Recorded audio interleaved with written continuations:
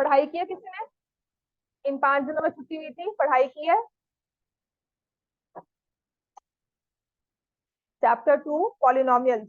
हाँ, कुछ नहीं याद? पॉलिनोमियल्स कौन से वाले हमने किए थे? Quadratic, a x square plus b x plus c. और इसमें क्या सीखा था? That there are two zeros of the polynomial. क्या इस पॉलिनोमियल की मोर देन टू जीरोस हो सकती हैं? No, it's a quadratic polynomial, it can have at the maximum two zeros. More than two तो कभी पॉसिबल नहीं है, लेकिन लेस देन टू हो सकता है, वो हम बाद में ग्राफिकल मेथड के थ्रू देखेंगे, right? If we have two zeros of this polynomial, we address or we denote those zeros as alpha and beta. अब ये अल्फा एंड बीटा कहाँ से आते हैं? ग्रीक लेटर्स हैं, राइट? अल्फा, बीटा, गामा, ये लेटर्स हम क्यों यूज करते हैं? बिकॉज देखो यहाँ पर मैंने ये ए बी सी यूज किया हुआ है। तो बहुत पहले से ना हमने पॉलिनोमियल्स में, आपके एक्सपोनेंट्स में, एल्जेब्रिक एक्सप्रेशंस में A B C P Q R use किया है। So just to differentiate between those numbers, those variables, and the variables we're now denoting them as roots. हम जिन नंबर्स को रूट शो कर रहे हैं उसमें कंफ्यूजन ना हो।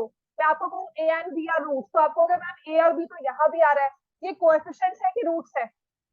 कभी मैं आपको बोलूँ P and Q are roots, तो यहाँ पर ना ये पी और क्यू यूज कर लेते हैं। तो उस कंफ्यूजन को रिजॉल्व करने के लिए हमने अल्फा एंड बीटा अलग से नंबर्स ले लिए थे, रूट्स होते हैं फॉर, बिकॉज एबीसी हमारे पास 26 लेटर्स हैं, ऐसे ही ग्रीक जो ग्रीक पूरा अल्फाबेट है उसके भी हमारे पास क्लोज टू लेटर्स आता है, alpha, beta, omega, and you have जो यूज करते हो आप साइंस में, you have omega, you have theta, you have phi, ये बहुत सारे हमारे पास लेटर्स आते हैं इसके। समझ में आ गया? तो alpha and beta are the roots और the are the zeros of this polynomial. ठीक है, तो उससे हम निकालते हैं सम ऑफ जीरोस। क्या होता है?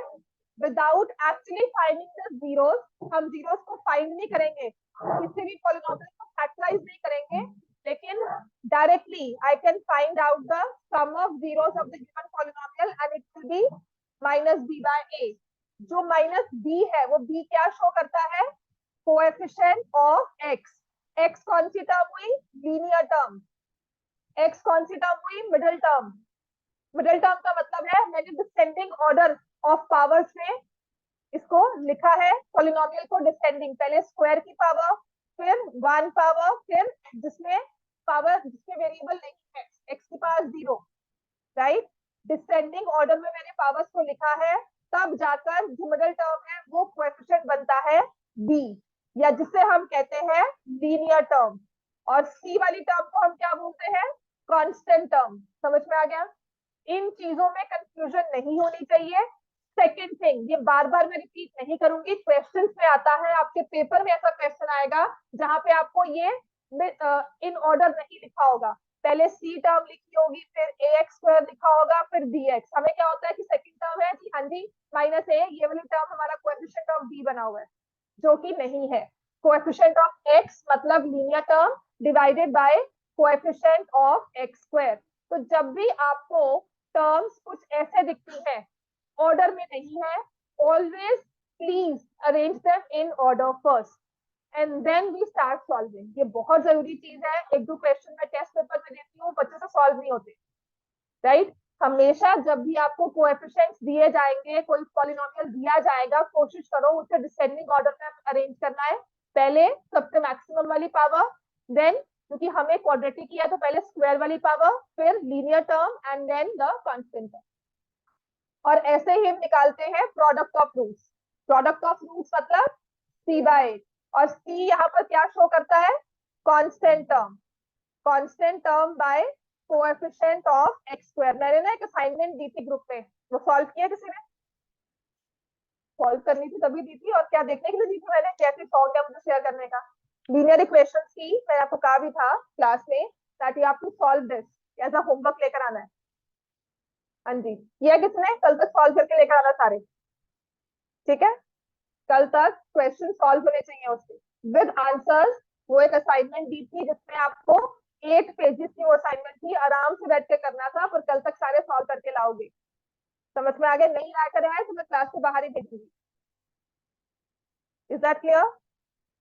Alpha plus beta is minus b by a, alpha beta is c by a, right. फिर हमने किया था इस पूरे चैप्टर में अब तक कि अगर मुझे कोई भी पॉलिनोमियल दिया हो, फॉर एग्जाम्पल अगर मुझे दिया हुआ है 4x² minus 3x minus 1, this is a polynomial which is given to me, find the sum of zeros and the product of zeros and verify the relationship। ये क्वेश्चन 3 मार्क्स में अगर as it is आ गया तो सबसे easy question होगा इस chapter का। Verify the relationship अगर ये आता है, और अभी मे टेस्ट के टर्म पेपर से, जिसमें मैं कहती हूँ टर्म पेपर चल रहे हैं आपके, मे टेस्ट में अगर ये क्वेश्चन आएगा तो एज इट इज आ भी जाता है। And I will consider it as a bonus question, considering अगर मैं आपको क्वेश्चन करवाती हूँ आपको जो इसमें एक्चुअल आते हैं। ठीक है, तो आप क्या करोगे, ऐसे वाला पॉलिनोमियल जब वेरीफाई किया होगा ना, तो आपका ये वाला जो पॉलिनोमियल है ये फैक्टराइज होगा ही होगा। और फैक्टराइज किस फॉर्म में होता है, किस फॉर्मूला के थ्रू हम करते हैं इसको factorise? Splitting of middle term. किस मेथड से करते हैं? Splitting of middle term. तो इसको फैक्टराइज कर सकते हैं 4x² माइनस 3x माइनस 1, इसको फैक्टराइज करोगे तो क्या आएगा? 4x², फैक्टराइज करो splitting of middle term, minus 4x plus 1x minus 1. Then take the values common from here. 4x common लिया, x minus 1 plus 1 यहाँ common लिया, x minus 1. फिर हम लिख देंगे 4x plus 1 and x minus 1. Therefore the zeros are minus 1 by 4 and 1. समझ में आ गया? फिर आप निकालोगे कि सम ऑफ जीरोस क्या है। तो एक्चुअली जीरोस को ऐड करके आप सम बताओगे, एक्चुअली जीरोस को मल्टीप्लाई करके, कि अगर मैं एक्चुअल में जीरोस निकाल कर उन्हें ऐड और सब्ट्रैक्ट करती हूँ, ऐड करती हूँ, मल्टीप्लाई करती हूँ, तो मेरे पास आंसर आता है sorry +3/4 and product is -1/4, right. Product is -1/4। और क्योंकि मुझे कहा है verify the relationship between zeros and coefficients, तो मैं क्या करूंगी, alpha plus beta is minus coefficient of x by coefficient of x²। ये फॉर्मूला लिखेंगे। कोएफिशिएंट ऑफ x क्या है? कोएफिशिएंट ऑफ x क्या है? -3। तो माइनस साइन में हमारे फॉर्मूला में है, प्लस कोएफिशिएंट है -3 and will write coefficient of x² 4। तो ये माइनस और माइनस, दो माइनस साइन मिलकर क्या हो गए? प्लस। और ये क्या बन गया? यहाँ से मैच कर गया, विच इज 3/4। समझ में आ गया? फिर हमारे पास है प्रोडक्ट ऑफ जीरोस, जिसका फॉर्मूला कहता है constant term by coefficient of x²। समझ में आया बच्चे सबको? और यहाँ से कांस्टेंट टर्म क्या है? क्या है constant term? -1 divided by coefficient of x² 4। तो ये टर्म और ये टर्म भी मैच कर गई। फिजिकली इंस्पेक्ट करने पर हमें पता लगेगा कि हाँ मैच कर गई है, hence will say hence prove.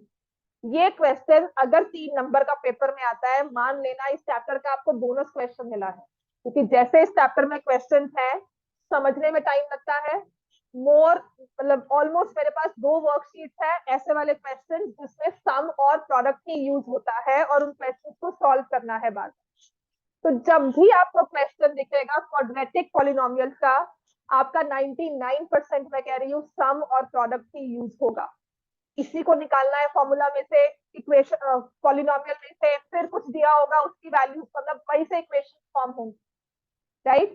So the starting point is जब भी क्वेश्चन दिखे देखना सम क्या बनेगा, प्रोडक्ट क्या बनेगा। क्वेश्चन को डिफिकल्ट करना है तो मैंने पॉलिनोमियल को रीअरेंज कर दिया, ठीक है, एक्स की टर्म्स को अलग अलग करके लिख दिया। जैसे लीनियर टर्म में क्वेश्चन दिया था मैंने, उसमें एक एक्स की टर्म कहीं थी, दूसरी एक्स की टर्म कहीं थी, आपको उनको इकट्ठा करना था। वैसे ही यहाँ पर भी होता है, ठीक है। I give you those questions, बस एक मोटिव रखना कि हमने एक्स की टर्म्स को इकट्ठा रखना है, x² को इकट्ठा रखना है, और कांस्टेंट टर्म हमारी इकट्ठी होनी चाहिए। और कांस्टेंट टर्म वो होती है जिसमें वेरिएबल, जो ये वाला वेरिएबल है वो ना हो, जिसकी पावर 2 पे दी हुई। समझ में आ गया? नेक्स्ट था, फिर हमने किया था कि whenever we are given the sum and the product, ये दो चीजें हमारे पास हो। आपके बुक में एक एक्सरसाइज है, उस एक एक्सरसाइज में यही क्वेश्चन है, हमें सम दिया हो और प्रोडक्ट दिया हो, ठीक है। So we can find the polynomial as x square minus sum of zeros into x plus product of zeros, और इनके साथ हम एक लगाते हैं के, और जहां हम लिखेंगे के is any non zero real number, ठीक है। इस पूरे फॉर्मूला में अगर ये क्वेश्चन आएगा ना कि सम और प्रोडक्ट हमारे पास दिया हुआ है, फाइंड द पॉलिनोमियल, 2 नंबर में क्वेश्चन आएगा, मैं फिर से कहूंगी बोनस क्वेश्चन मिला है, चाहे 1 मार्क का ही हो, आपको ये चीज जरूर लिखनी, ठीक है। चाहे आपको स्कूल में कहे चाहे ना कहे, वाई आई से लिखो, क्यों? क्योंकि आपकी एनसीईआरटी बुक में लिखा हुआ है, तो आपका फाइनल बोर्ड का पेपर चेक होने कहाँ जाएगा नहीं पता, और वो टीचर क्या सोचता है वो भी हमें नहीं पता, तो फालतू के नंबर नहीं कटवाने। कभी कभी टीचर्स कहती है it's not required, but I still suggest please, जब आपका ऑब्जेक्टिव में आ जाए ना, ऑब्जेक्टिव मतलब 1 मार्क का लिखने का आ जाए क्वेश्चन, या फिर 2 मार्क्स में लिखने में आए प्रॉपरली, तो हमें इसे लिखना ही है, ठीक है। हमारा 1 नंबर में आधा नंबर ऐसे ही कट हो जाएगा। क्लियर होगी बात है? तो अगर मुझे दिया हुआ है sum of zeros is 9 and product is 5, तो पॉलिनोमियल क्या बनेगा? k into x square minus 9x plus 5। अच्छा, ये वाला पॉलिनोमियल फैक्टराइज हो सकता है? हो सकता है फैक्टराइज, हमारे वाले मेथड से तो नहीं, स्प्लिटिंग से हम नहीं कर सकते, और मेथड हमें आता नहीं है, ठीक है। तो ऐसे वाले क्वेश्चन में सम और जीरोस, प्रोडक्ट ऑफ जीरोस जानना हमें बहुत ही इंपॉर्टेंट या बहुत ही काम देता है। ऐसे वाले क्वेश्चन पे लगता है कि हाँ, हमें सम ऑफ जीरोस का फॉर्मूला या प्रोडक्ट ऑफ जीरोस का फॉर्मूला पता होना चाहिए। समझ में आ गई बात? कितना क्लियर है हमें? अब इसमें जो क्वेश्चन आते हैं, तो आपको क्वेश्चन बाय क्वेश्चन मैं करवा रही हूँ, राइट डाउन। अभी भी मैंने इसके ग्राफ बेस्ड क्वेश्चन आपको नहीं करवाए हैं, वो हम सारा चैप्टर होने के बाद ही करेंगे, ठीक है। दर्पण समझ में आ गया इतना हमें? Yes ma'am.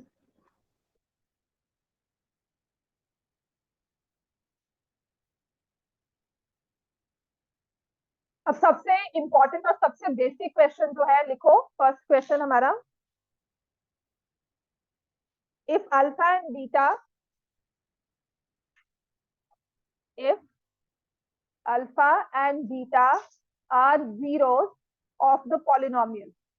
जैसे ही आपको ये क्वेश्चन दिख गया ना, तो only thing that you need to think about is what is sum, what is product. मैंने कुछ पढ़ा भी नहीं है, मुझे पता है वही यूज होगा, ठीक है। If alpha and beta are the zeros of the polynomial 2y square plus 7y plus 5, find the value of, find the value of alpha plus beta plus alpha beta, alpha plus beta plus alpha beta.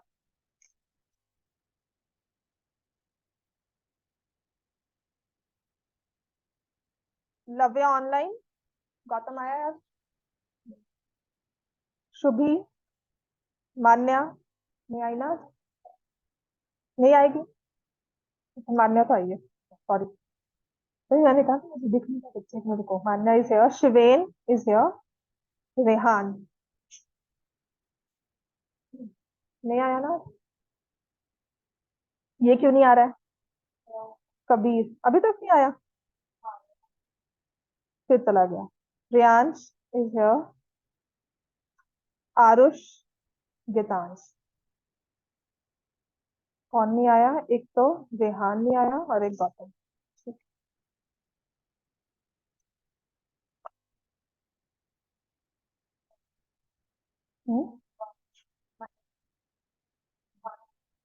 One. हाँ जी, क्या करेंगे इसमें? जब आपने ये expression देखा, तो हमें क्या समझ में आया? अल्फा प्लस बीटा, क्या लिखा हुआ है ये? अल्फा प्लस बीटा क्या होता है ये? सम। अल्फा बीटा क्या क्या देखो, अल्फा बीटा क्या लिखा है? जीरोस।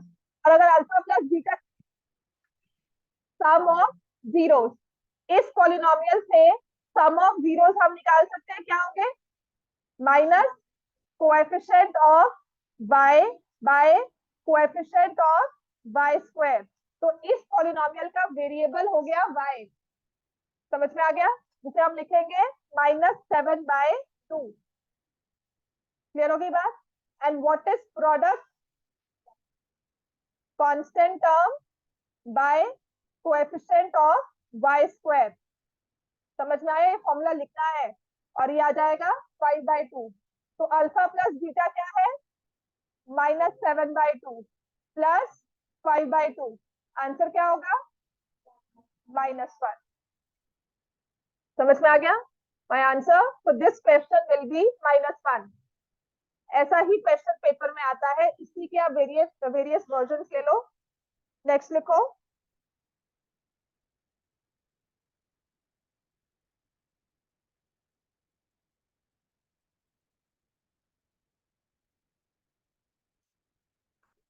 चलो ये क्वेश्चन आना चाहिए वैसे तो। For what value of p, for what value of p will -4, for what value of p will -4 be a zero of the polynomial x square minus 2x minus brackets में 7p plus 3।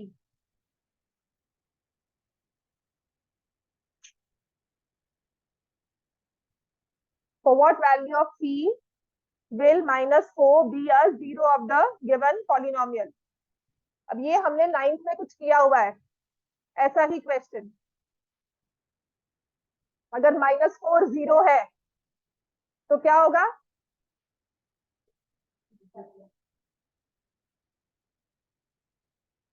x equal to, अच्छा polynomial आपको किसमें दिया हुआ है? x में, y में, z में। पॉलिनोमियल में वेरिएबल क्या है? x। p ऑफ x क्या हो गया? x square minus 2x 7p plus 3। अब कहा जाता है since -4 is a zero of the polynomial, therefore क्या लिखेंगे? Bye factor theorem. याद है कि नहीं है? Bye factor theorem. अब क्योंकि 9th में नहीं है 10th में, तो हम स्किप नहीं, हम लिखते नहीं है ये सब चीजें, पर अगर हम लिखते हैं तो ऐसे लिखेंगे bye factor theorem p of -4 किसके इक्वल आ गया? जीरो। लिख लेना, लिख लोगे याद रहेगा। तो 9th और 10th कंबाइन हो जाती है। अब ये इस चैप्टर के लिए 9th और 10th कंबाइन हो गई। 9th और 10th में पॉलिनोमियल्स में सिर्फ इतना फर्क है, वहां पर आपको फैक्टराइज आता था। एक्स क्यूब वाली टर्म्स का भी हिट एंड ट्रायल से भी यहाँ पे फैक्टराइज नहीं आएगा। समझ में आ गया? यहाँ पर सिर्फ आपको क्वाड्रेटिक पॉलिनोमियल में सम एंड प्रोडक्ट वाले क्वेश्चन ही आएंगे। क्यूबिक वाला क्वेश्चन भी नहीं आएगा, वो डिलीट हो चुका है सिलेबस से। राइट? तो by factor theorem p of -4 equal to 0। अब p ऑफ -4 क्या है? x की जगह क्या पुट करना है? -4 -2 into -4 7p plus 3 in brackets is equal to 0। -4 का स्क्वायर क्या होता है? 16 -2 -4 प्लस 8 -7p। आगे बताओ। -7p -3, माइनस साइन बाहर है, साइन चेंज होगा, साइन चेंज नहीं करते हैं हम। एक कॉमन मिस्टेक यहाँ पे क्या होती है? व्हेनेवर ब्रैकेट्स के बाहर माइनस साइन है, दोनों टर्म्स का साइन चेंज होता है। समझ में आ गया? हाँ जी। p की वैल्यू तुम क्या कंज्यूम कर रहे हो यहाँ बैठकर? क्या कंज्यूम कर रहे हो? क्यों? जब मैंने ये क्वेश्चन लिख दी तो हमारा नेक्स्ट स्टेप क्यों सॉल्व नहीं होता? Why you wait for me to solve? कि मैं लिखूंगी नेक्स्ट स्टेप, तब आप उसे नोट करोगे, फिर मैं नेक्स्ट लिखूंगी, तब आप उसे नोट करोगे, फिर मैं नेक्स्ट लिखूंगा और बताओगे मैम p की वैल्यू 3 आ गई, p की वैल्यू 7 आ गई। क्यों इस चीज का हमें वेट करना है? 21 इज इक्वल टू 7p। जब मैंने इक्वेशन फॉर्म कर दी, नेक्स्ट सॉल्विंग जो आपकी प्रैक्टिस है वो आपसे खुद होनी चाहिए। Please don't copy it. Copy तब करो जब आपके आंसर सही नहीं आते या आपको सॉल्व करना नहीं आता। और इस स्टेज में ये कहना कि नहीं मुझे ये सॉल्व करना नहीं आता, तो please it's a serious matter, we need to work upon that. अगर आप मुझे ये कहते हैं ना 21 इक्वल टू 7 को सॉल्व करना नहीं आता, p की वैल्यू नहीं समझ में आ रही, तो सच में ये बहुत ही एक बड़ा हमारा एक मतलब कह दो कि एक हमारा गैप है जो मुझे फिल करना है, हमें फिल करना है, अभी हो जाएगा ठीक है, वरना एंड में आकर फिर वही मार्क्स हमारे वही आएंगे। कैलकुलेशंस के लिए इस चीज के बाद जब मैंने ये स्टेप लिख दिया, ये चीजें आपकी खुद पहले ही सॉल्व होनी चाहिए। I should not see anyone looking on the board and then solving. समझ में आ गया? कोशिश करो ये 4 स्टेप आप खुद सॉल्व करके पी की वैल्यू को मैं निकालती हूँ उससे सिर्फ आंसर कंपेयर करो और मुझे बताओ मैम आपने सही किया या गलत किया है। समझ आई बात? ये नेक्स्ट क्वेश्चन लिखो। तो व्हाट वैल्यू ऑफ पी तो हो गया। Next, a polynomial P of x, polynomial p of x is given as p into x raised to power 55 minus q into x raised to power 6 plus r of x, where p, q, r are constants. p of x हमें polynomial दिया हुआ है p into x raised to power 55 minus q into x raised to power 6 plus r of x. p, q, r are constants. The question says, 9th में कभी किया होगा ये question, is 0 a zero of the given polynomial?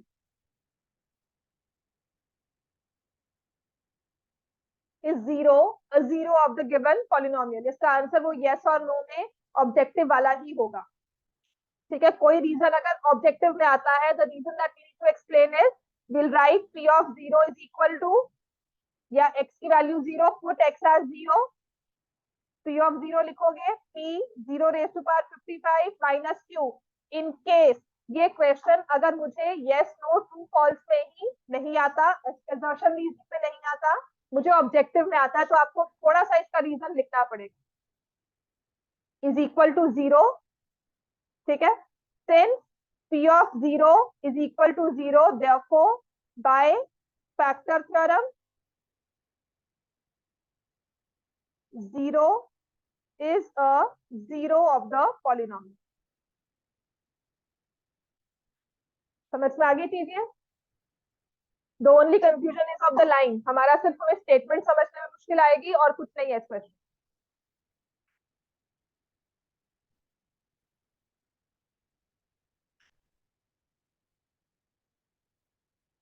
Next लिखो। हो गया ये question? Next है, for what value of k, for what value of k x plus 7, for what value of k x plus 7 will be a factor of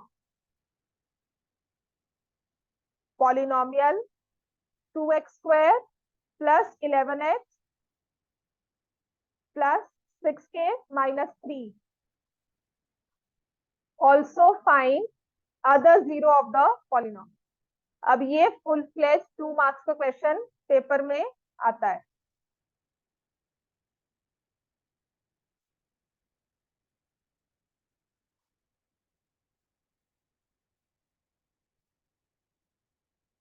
For what value of k x plus 7 will be a factor?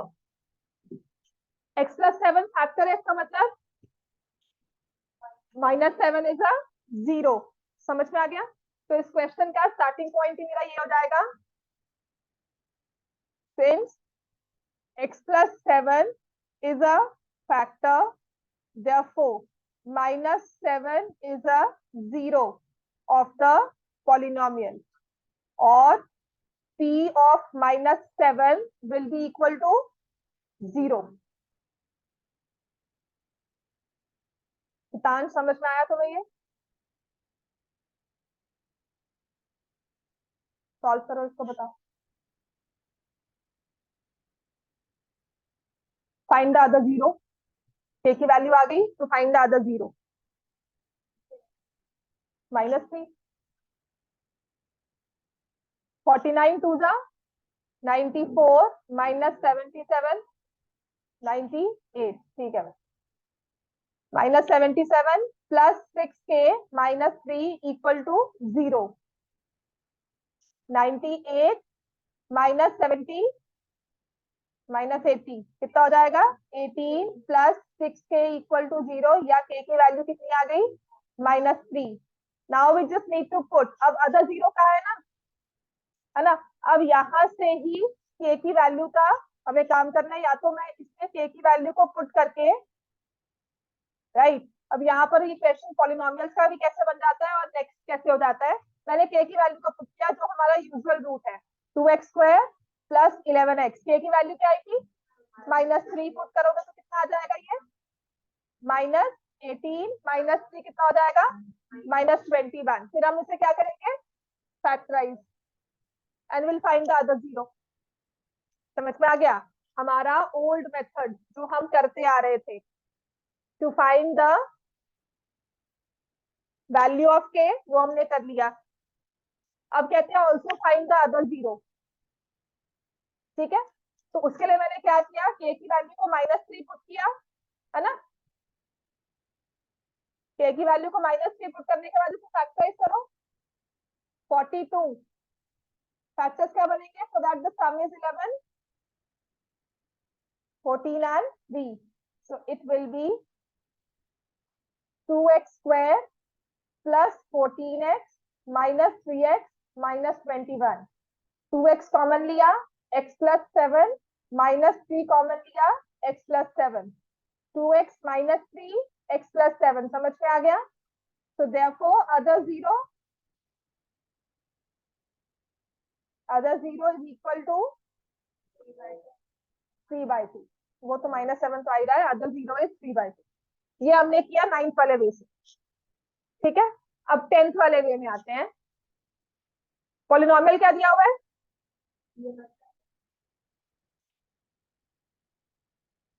बिल्कुल कर सकते। एक zero क्या है? 1 0 है -7। कहा है ना फाइंड द अदर जीरो, है ना? हमने इस चैप्टर में क्या पढ़ा था? Alpha plus beta. Alpha plus beta क्या होते हैं? क्या बोलते हैं अल्फा प्लस बीटा को? Sum of zeros. ठीक है, तो I can find alpha plus beta which is sum of zeros, और यहां से वो क्या बनकर आएंगे? कोएफिशिएंट्स के थ्रू। -b/a होता है। -b कौन सा है इसमें? b कौन सा है? 11। -11/2। एक जीरो क्या है उसमें? -7। दूसरी निकाल सकते हैं। समझ में आ गया? आई can find the other zero. इससे क्या हुआ है? थोड़ा स्पीड अप हो जाएगा आपका काम। समझ में आ गया? थोड़ा सा स्पीड अप हो जाता है। हमें वो फैक्टर थ्योरम, कोई टीचर कहे नहीं भी फैक्टर थ्योरम नहीं लिखा, उसके नंबर काटती है, तो वो चीजें हमारी कवर अप हो जाएंगी। समझ में आ गया? तो हमारे पास बीटा द अदर जीरो -11/2 +7 हो गया। अगेन क्या 3/2 आंसर आ रहा है? हमने एक्चुअल भी 3/2 निकाला था। ठीक है, अब आते हैं के की वैल्यू कैसे निकालेंगे हम इससे, राइट? ये क्या होता है? आफ्टर पॉइंट ऑफ टाइम आप ये चीज ओरली निकाल लेते हैं। अगर ये मेरा एमसीक्यू फॉर्म में हुआ तो ये क्वेश्चन आप ओरली सॉल्व कर लोगे कि सम ऑफ जीरोस दिया हुआ है, इक्वेशन से या पॉलिनोमियल से I can find the sum of zeros. एक जीरो दिया हुआ है, अदर जीरो क्या हो? ठीक है, अब देखो 6k - 3 कौन सी टर्म फॉर्म करता है? Constant term. और कांस्टेंट टर्म में हम कौन सा लेकर आते हैं फॉर्मूला? Product of zeros. एक जीरो है आपकी -7 और एक जीरो है 3/2, और प्रोडक्ट किसके इक्वल है? 6k - 3 by, to get the value of k as well. समझ में आ गया? मैंने सिर्फ सम और प्रोडक्ट वाले रूल को यूज करके k की वैल्यू भी निकाल दी और अदर जीरो भी निकाल ली। समझ में आ गया? This is what will take time for you to follow. बस इसी चीज को एक टाइम लगता है फॉलो करने में। अगर आप इस वाले मेथड से करते हो, कोई गलत नहीं करने वाला। कोई नहीं कहेगा आपने सम और प्रोडक्ट में यूज किया, until unless मेंशन नहीं किया हुआ था using sum and product find the value of k and other zero, जो कि नहीं किया जाता। ठीक है, लेकिन ये वाला मेथड काफी बार तो यही यूज होगा काफी क्वेश्चन में, और काफी बार इससे स्पीड अप हो जाता है ऑफिस में। समझ में आ गया? चीज की समझ में आ गई है? राइट डाउन, एक बार लिख लो इस चीज को।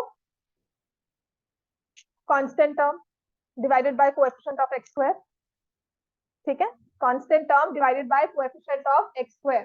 तभी मैं कहती हूँ हमेशा फॉर्मूला लिख लिया करो साथ साथ, माइनस सी बाय ए लिखते हैं इसको, this will be A x square plus b x plus सी, तो सी की टर्म बन गई 6k-3, ठीक है, तो 6k-3 divide by a which is 2, तो मेरे पास यहाँ पर आ गया 6k-3 is equal to -21, 6k is equal to -18, k की वैल्यू भी उससे क्या आती है, -3।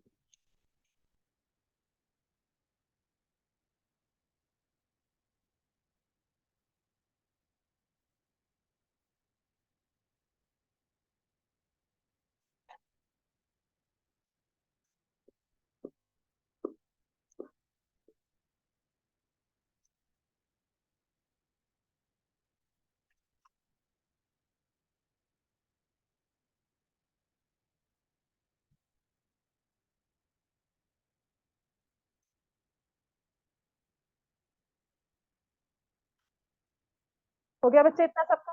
चलो नेक्स्ट लिखो, हो गया इतना, right.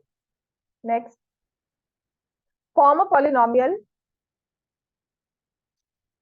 Form a polynomial of degree 5, ठीक है, ये कहीं ना बोर्ड्स में क्वेश्चन आए होंगे, and leading coefficient 7, find the polynomial of degree 5, leading coefficient 7 and constant term 6।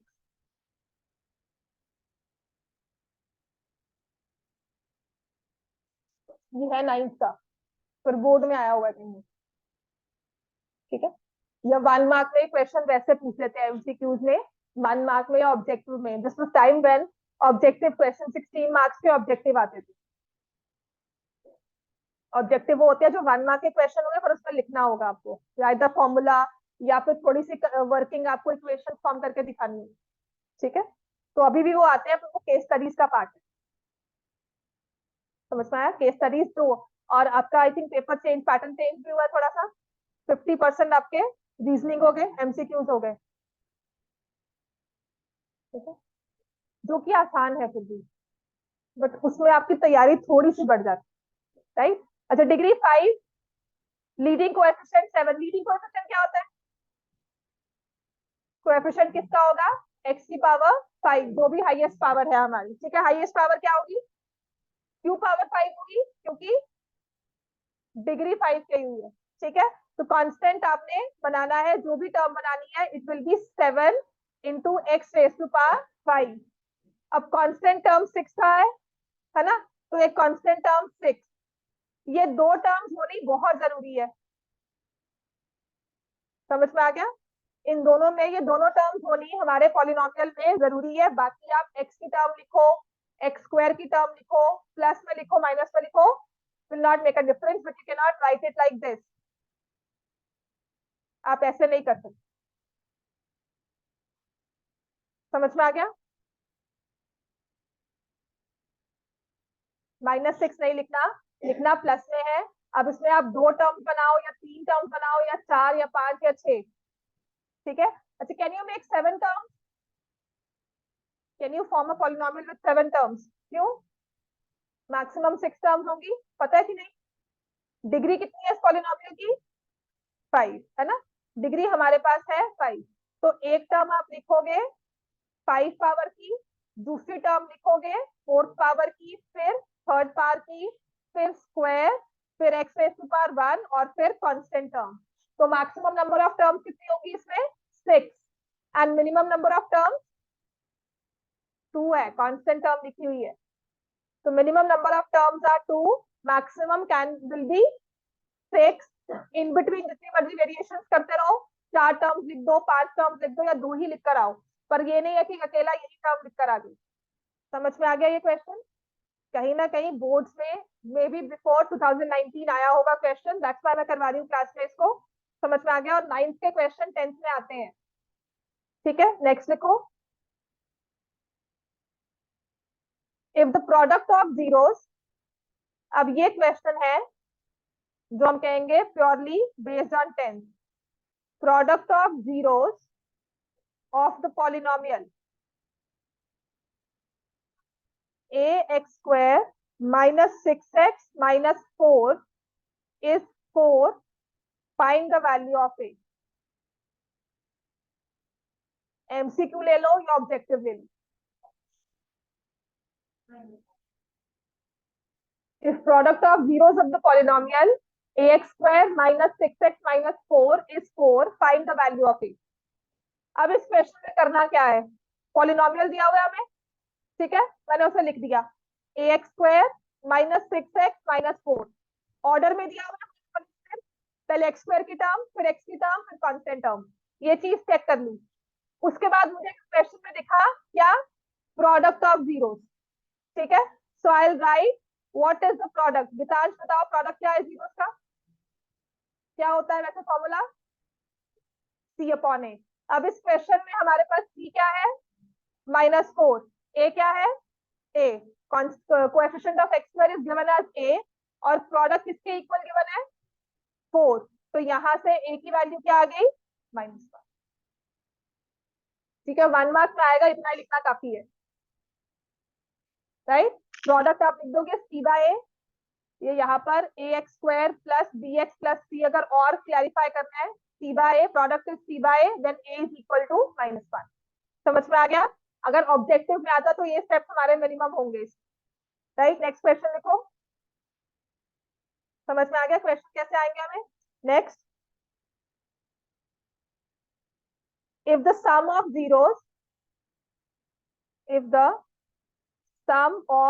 zeros of the polynomial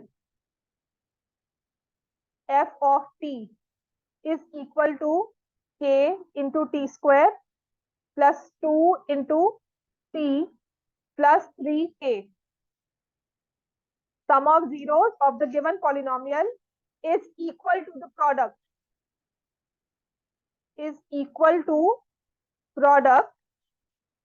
Find the value of k. इसमें ना कुछ मत सोचना. ऐसे वाले क्वेश्चन में कंफ्यूजन पता क्या होती है? हम पहले देखते हैं पॉलिनोमियल को. ठीक है, we look at the polynomial and try to figure out question पर दिया क्या हुआ है, कैसे करना है, क्या करना है. ऐसे वाले क्वेश्चन में what I suggest is, polynomial देखो, k दिया हुआ है, t दिया हुआ है, सिर्फ इतना समझो कि वेरिएबल कौन सा है. वेरिएबल कौन सा है इसमें? वेरिएबल कौन सा है? t. पॉलिनोमियल t में फॉर्म हुआ है, वेरिएबल इज t. तो जो k है ना, वो कांस्टेंट टर्म का काम कर रहा है, एक नंबर का काम कर रहा है. k वेरिएबल नहीं है इसका. k इज अ नंबर जिसकी वैल्यू हमें निकालनी है. ठीक है, फिर मुझे क्वेश्चन में दिख रहा है सम ऑफ जीरोस और प्रोडक्ट ऑफ जीरोस. तो what is sum of zeros? Alpha plus beta किसके इक्वल होते हैं? -b by. Product of zeros किसके इक्वल होता है? c by. और ये b, इस वाले पॉलिनोमियल में b क्या होगा? -2 होगा, क्योंकि पॉलिनोमियल का वेरिएबल t है. ठीक है, तो it will be -2 by k. और प्रोडक्ट ऑफ जीरोस क्या हो जाएगा? 3k upon k. बस यही गलती होगी, यहाँ पर 3k लिखना है हमें. समझ में आ गया? k हमारा क्या है? कांस्टेंट है. k का एक नंबर, मतलब एक नंबर की जगह लिखा हुआ है, वो वेरिएबल नहीं है इस क्वेश्चन का. जो हमारा पॉलिनोमियल है वो k में फॉर्म नहीं हुआ है. ठीक है, तो ये k और ये k कैंसिल हो जाएंगे. Alpha beta is equal to c by. और कहा जाता है क्वेश्चन में, क्वेश्चन कैसे फॉर्म होगी? Sum of zeros is equal to product. ठीक है, तो सम ऑफ जीरोस क्या है? अल्फा प्लस बीटा, जो आपने निकाला है -2 by k. Product of zeros क्या निकाला है आपने? 3. तो क्या आ जाएगी k की वैल्यू? -2 बाय. समझ में आ गया ये क्वेश्चन पूरा? लिख लो इस चीज को. हम पॉलिनोमियल में से सम देखेंगे, पॉलिनोमियल में से प्रोडक्ट देखेंगे, और फिर हमें क्वेश्चन में कहा है product, the sum is equal to product. उन दोनों को इक्वेट कर लिया, k की वैल्यू आ गई -2 by 3. Are we clear? k is equal to -2/3। अब ये क्वेश्चन 1 मार्क में इंपॉर्टेंट है, ये एमसीक्यू फॉर्म में भी आता है, ऑब्जेक्टिव में भी आता है, और ऐसा ही क्वेश्चन पेपर में आता है। समझ में आ गया? अभी क्लियर? इस स्टेप को लेकर क्लियर है सब? कोई कंफ्यूजन है यहाँ पर? नेक्स्ट लिखो, लिखवाओ next. Next question says if sum of zeros if sum of zeros of the polynomial, अब कल भी ना ये सम ऑफ जीरोस और प्रोडक्ट ऑफ जीरोस ही होने वाला है, तो प्लीज इन क्वेश्चंस को रिवाइज करके आना, और संडे तक का टाइम है, मुझे असाइनमेंट पूरी चाहिए। आंसर्स मैच करो, जो नहीं आते वो देखो क्यों नहीं सही आए हैं, उनको सॉल्व करो दोबारा से। बार बार करने के बाद भी जो सही नहीं आ रहे ना, वो मुझे बताना, ठीक है? आपके असाइनमेंट प्रॉपरली स्टेपल शीट होनी चाहिए, रजिस्टर में मत करना, स्टेपल शीट पे मुझे देकर जाओ। जो क्वेश्चन सॉल्व नहीं हुए, सिर्फ मैं वो चेक करूंगी आपकी गलती हुई कहाँ, ठीक है? तो जो सॉल्व नहीं हुए वो क्वेश्चन नंबर लिखकर उसके आगे क्वेश्चन मार्क रखना। कभी भी क्लास में आपको वो क्वेश्चन सॉल्व करवाऊंगी बाय टाइम। समझ में आ गया? Take it as a practice sheet, Sunday तक पूरा करके लेकर आओ। बहुत छुट्टियां होगी, पेपर्स में अल्टीमेटली ये मार्क्स चाहिए हमें, तो वो मे टेस्ट से आने से हो जाए तो अच्छा लगेगा, कॉन्फिडेंस बिल्डिंग होगी, समझ में आएगा मार्क्स कहाँ कटते हैं, ठीक है? If sum of zeros of the polynomial is equal to, Monday तक, मंडे लाकर देना, सैटरडे को टेस्ट भी होगा, संडे को एक्स्ट्रा क्लास भी होगी। Sum of zeros of the polynomial is equal to twice the product.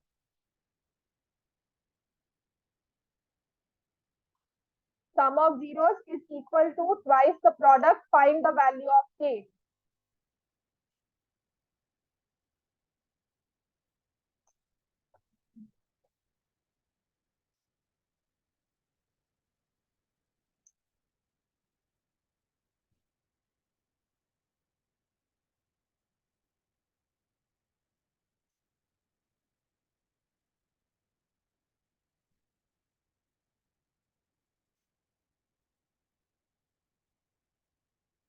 सुबह से चेक करो।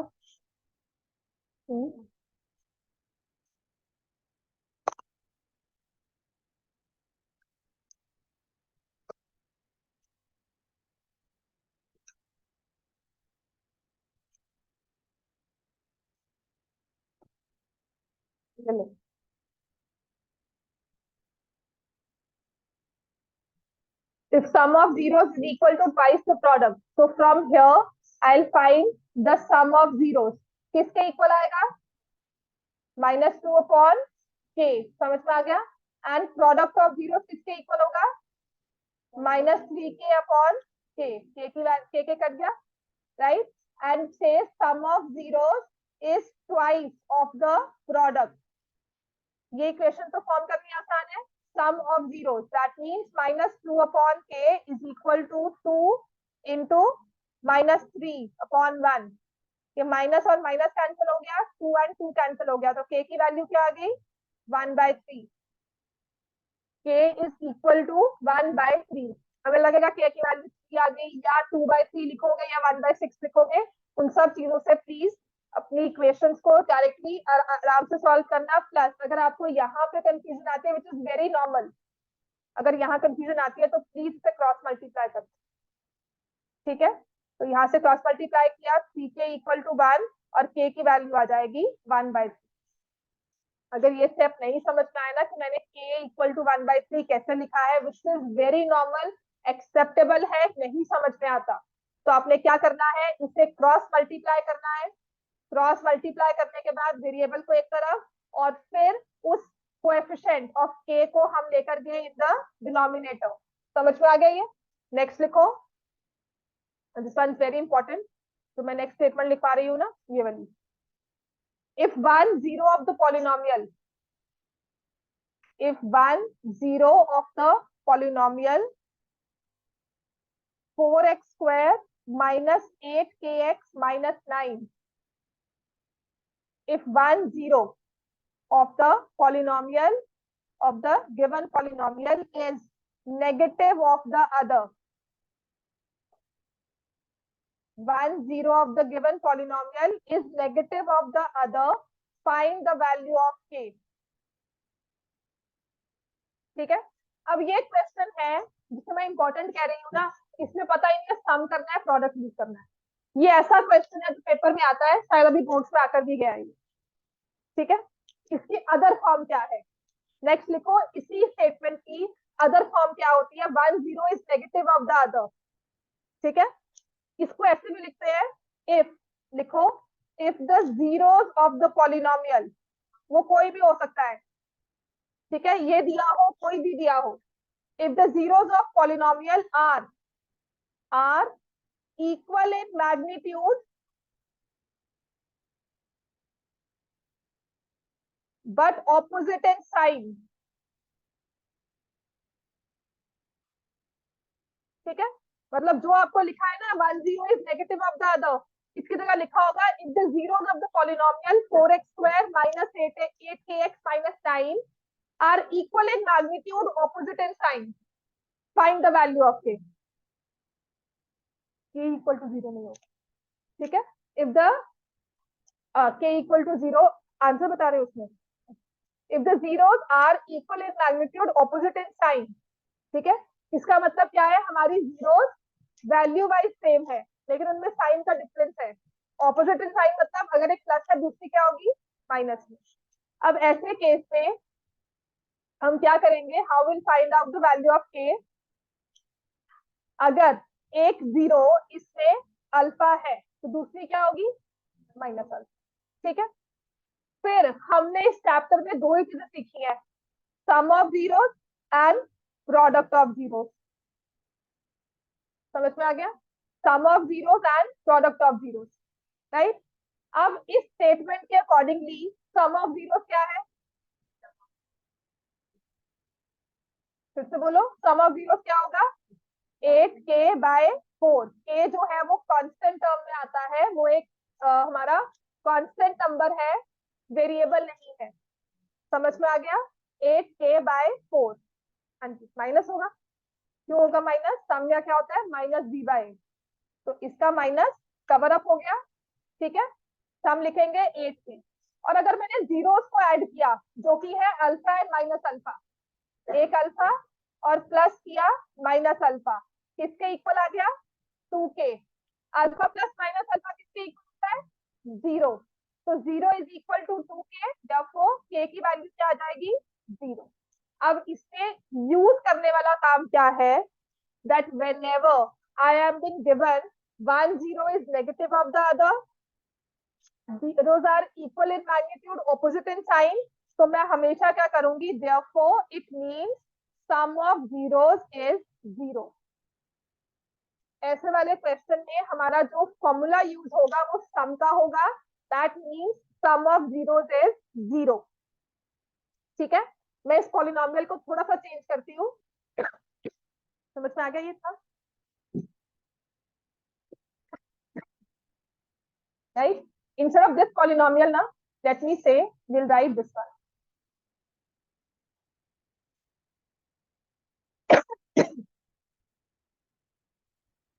2x² plus k minus 9 into x plus 7. If one zero is negative of the other, find the value of k। ठीक है, तो आप इसमें भी क्या कहोगे कि if one zero is negative of the other, therefore let the zeros be, आप लिखोगे इसको समझने के लिए लिख दो, let the zeros be alpha and minus alpha। ये समझ में आता है, ठीक है। फिर इस अल्फा और माइनस अल्फा को मैं अगर सम में यूज करती हूँ, इन दोनों का सम निकालती हूँ, तो वो 0 है। एक्चुअल जीरोस को मैंने ऐड किया, उनका सम निकाला तो 0 आया, और कोएफिशिएंट से मैंने देखा तो मेरे पास क्या आएगा, minus of k minus 9 upon 2 is equal to 0, या के की वैल्यू क्या आ जाएगी, 9। समझ में आया, समझ में आई बात ये, राइट। तो जब भी लिखा हो zeros are negative of each other, zeros are equal in magnitude, opposite in sign, हमेशा सम ऑफ जीरोस की यूज होगा। समझ में आ गया इतना? नहीं तो ये माइनस है ना, जब -k -9 था इक्वल टू 0 हो गया, है ना? तो तुमने लिखा -k+9 इक्वल टू 0, फिर वहां गया। अब ये इसलिए था क्योंकि यहाँ पर 0 है, अगर यहाँ 1 होता तब नहीं। ठीक है इतना? नेक्स्ट लिखो। अब इसमें ना वेरिएशन कैसे आती है।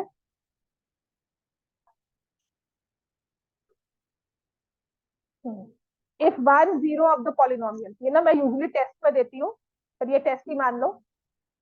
If 1 0 of the quadratic polynomial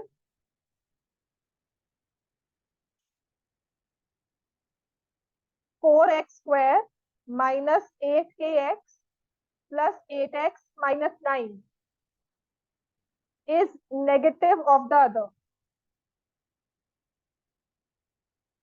is negative of other, find the value of c.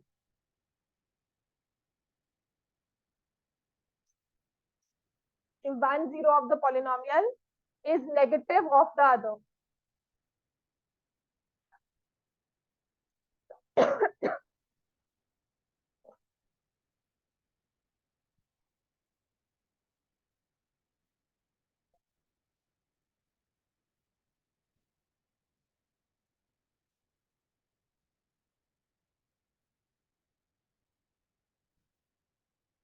If 1 0 is negative of the other.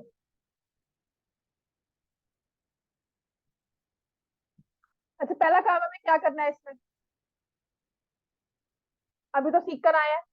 1 0 is negative of the other, therefore the zeros are alpha and minus alpha.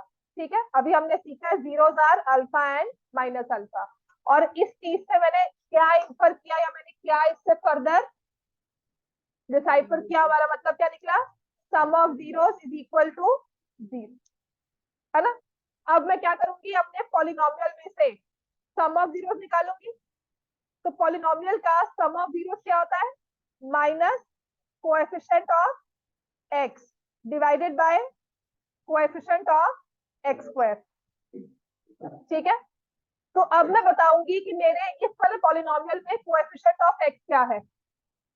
X की term कौन सी दिख रही है, -8k, और कौन सी दिख रही है, +8। ये तो अलग अलग हो गई, तो हम क्या करेंगे, इसको थोड़ा सा इसको रिऑर्गेनाइज करके 4x² माइनस एक्स कॉमन ले लिया, 8k-8। समझ में आ गया, माइनस कॉमन ले रहे हो तो साइन चेंज होता है। समझ में आ गया, आपने माइनस और एक्स दोनों कॉमन लिया है, तो यहाँ पर माइनस साइन का 8k हो गया। अब +8 था, इसको -x से आपने डिवाइड किया तो आ जाएगा -8। समझ में आया, जिसे हम कहते हैं माइनस कॉमन लेते हैं, ब्रैकेट्स में साइन चेंज हो जाएगा, right? So this has become the modified version of this particular polynomial. और इसमें कोएफिशिएंट ऑफ एक्स क्या है, -8k-8 minus bracket start 8k-8 divided by 4। समझ में आ गया, कोएफिशिएंट ऑफ एक्स क्या बन गया, एक तो ये 8k-8, और क्योंकि यहाँ पे माइनस साइन था तो -1। समझ में आ गया, divided by coefficient of x square कौन सा है, 4, और ये किसके इक्वल आएगा, 0। Two negatives will make it a positive, तो ये हो जाएगा 8k-8 किसके इक्वल होगा ये। आई हैव स्टूडेंट्स जिन्होंने यहाँ पर, आपके बैच में ही बच्चे हैं जो यहाँ पे क्रॉस मल्टीप्लाई करते हैं और यहाँ पे 4 लिख देते हैं। Please, it's a serious mistake जो आप कर रहे हो, यहाँ पर 0 से मल्टीप्लाई हो रहा है तो राइट हैंड साइड आपका 0 हो जाएगा। हंसो मत, तुम्हारी भी गलतियां यही है, सिली मिस्टेक्स यही सब है। ठीक है, तो because we are solving, we are concentrating on other things, हम इक्वेशन सॉल्व करने में इतने इन्वॉल्व हो जाते हैं कि जब क्रॉस मल्टीप्लाई करते हैं तो यहाँ पर बाय डिफॉल्ट हम इंटू 4 इक्वल टू 4 लिख देते हैं। ठीक है, तो this is a mistake which I have spotted in some of the papers. शायद आपको मैं नहीं बता पाई होंगी यहाँ पर कि ये गलती की है, पर पेपर जाकर चेक करना, किसी ना किसी अपने पेपर में किया हुआ है ये, ठीक है। तो k की वैल्यू आ जाएगी 1। समझ में आ गया? नेक्स्ट देखो,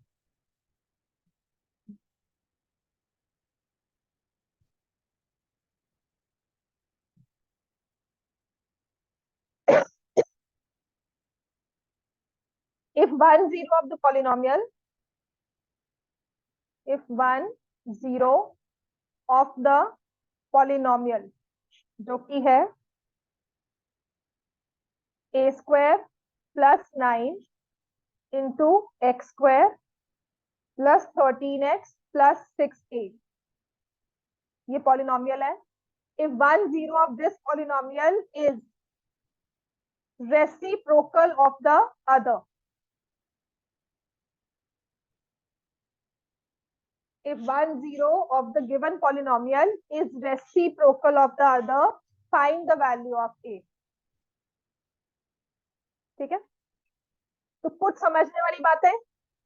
हमारा पॉलिनोमियल अपनी रिक्वायर्ड फॉर्म में है, स्टैंडर्ड फॉर्म में है, एक्स स्क्वायर की टर्म, एक्स की टर्म, कांस्टेंट टर्म, दिख रहा है ना स्क्वायर फॉर्म में, ऑर्गेनाइज है पूरा, एक्स स्क्वायर की टर्म, एक्स की टर्म, कांस्टेंट टर्म, दिख रहा है ना।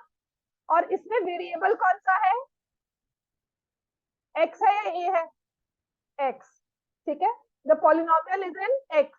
तो अगर कल कहा जाएगा 0 is 2, तो आप किसकी जगह पुट करोगे, एक्स की जगह या ए की जगह, एक्स की जगह। समझ में आ गया ना? वेरिएबल कहने का मतलब है कि कल इसकी 0 दी जाएगी तो आप उसको एक्स की जगह पुट करोगे, ठीक है। और फिर मुझे कहा गया है the zeros are reciprocal of each other, one zero is reciprocal of the other, zeros are reciprocal of each other, right। तो इसका मतलब क्या हुआ, अगर एक जीरो अल्फा है तो दूसरी क्या होगी।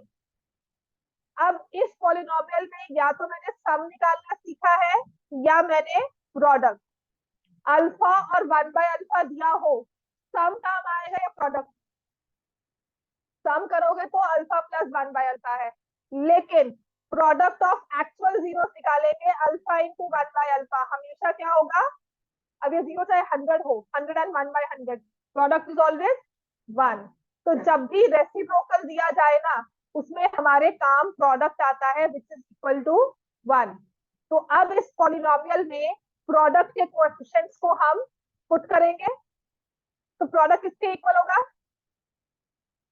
किसके इक्वल होता है, वैसे फॉर्मूला क्या होता है, c by c is the constant term, यहाँ पर क्या होगी 6a, और हमारा कोएफिशिएंट ऑफ x स्क्वायर क्या है, a स्क्वायर प्लस 9, किसके इक्वल है 1।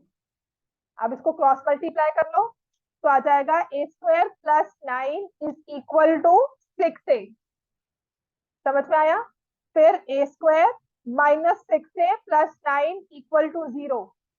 अब क्या करना है इसको, a square minus 6a plus 9 को क्या करना है, फैक्टराइज, स्प्लिटिंग और मिडिल टर्म करके कर लो, या फॉर्मूला लगता है, समझ में आता है तो फॉर्मूला लगा लो। क्या लग जाएगा फॉर्मूला, a का स्क्वायर प्लस c का square 2 into a into 3 which is a minus 3 का whole square is equal to 0। So therefore a की वैल्यू क्या आ जाएगी, समझ में आ गया, value of a will be 3। अपने इस टॉपिक को अच्छे से रिवाइज करके आना, कल इस पर थोड़े से और डिफिकल्ट क्वेश्चंस होंगे अल्फा एंड बीटा पर ही, sum of zeros, product of zeros, and by Monday I should gate